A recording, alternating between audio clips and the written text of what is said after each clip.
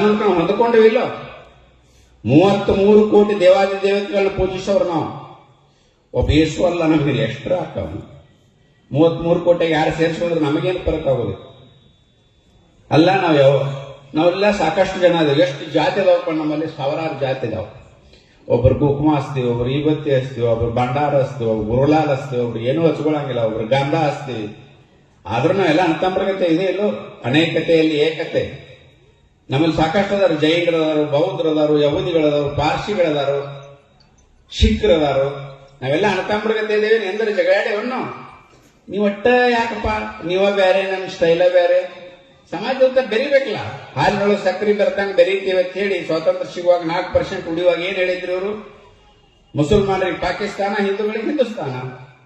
ಇಲ್ಲಿರೋರೆಲ್ಲ ಹಿಂದೂ ಸಂಸ್ಕೃತಿ, ಹಿಂದೂ ಪರಂಪರೆ, ಭಾರತ್ ಮಾತಾಕಿ ಜೈ, ಒಂದೇ ಮಾತ್ರ, ಜೈ ಶ್ರೀರಾಮ್ ಹೇಳ್ತೀವಿ, ನಮ್ಮ ಜೊತೆ ಬಾಳೆ ಮಾಡ್ತೇವೆ ಅಂತ ಅದಾರ. ಇಲ್ಲ 4%. 20% ಆದ್ಮೇಲೆ ನಾವು ಬೇರೆ, ನಮ್ಮ ಸ್ಟೈಲ ಬೇರೆನಾ?